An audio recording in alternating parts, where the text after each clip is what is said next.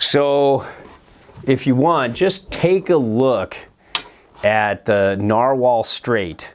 You know, maybe stop this video right now, go look at the Narwhal straight, and then look at the Narwhal floater right here. You can see it's just a wider, bigger, meaner board.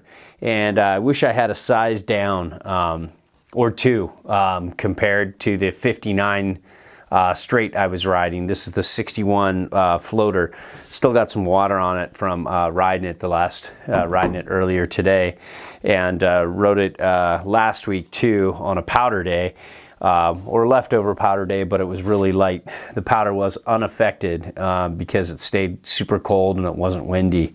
So I was basically feeling like I was riding in just like a little bit midday powder day instead of like 2-day-old powder day, and it was pretty cool.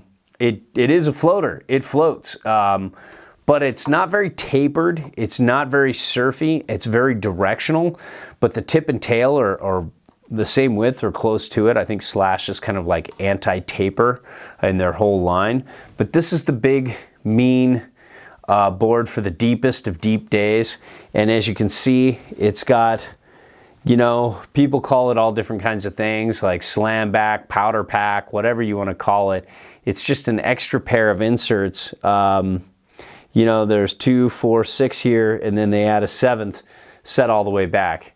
You know, obviously for those of you who know what's going on, yeah, you can't ride mini discs with this, but you know, they'll work fine with a traditional disc. You know, the normal size disc will work just fine. And it's pretty wide back, but you can see it's just got this nice bow of camber underfoot that's really fun. And it made a pretty good carving turn, and it seems to be pretty, you know, like kind of like that same old Slash camber profile from Nidecker. It's just a nice bend in the middle, like a boop, almost like a peak, and then it just kind of goes out that way, and then it just has lots of rocker. I think I rode this one a few years back and it was flat at the time, and it's nice to see that camber. It is very kind of like wide radius turns. I mean, yeah, kind of wide. You can't make real quick. It's kind of more of a long drawn out turner, where the Narwhal straight was way more fun for me to just make all kinds of turns, and still made nice wide, you know, long drawn out, more straight liney turns. You know, but the floater, definitely, that's where it shines, and you just feel like you're on a big board. You just feel like there's lots of volume going on here. And let's talk about setback on board.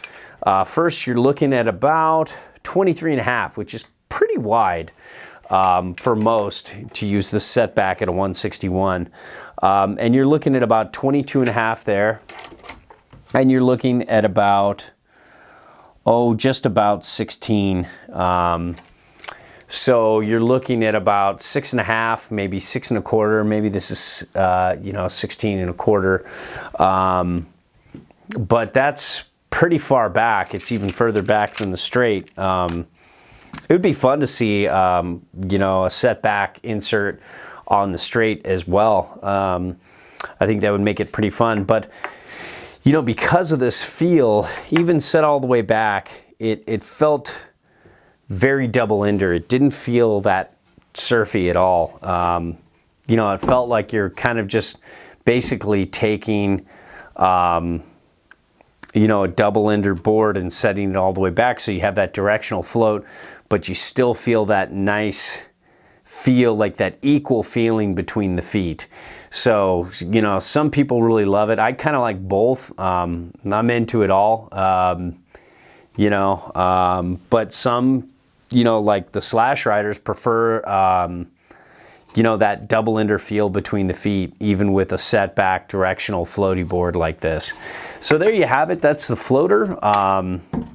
You know, just nice, easy to maintain base. You just need some clear P-Tex here, and you know, fast, mean, fun, the Narwhal floater, but still forgiving.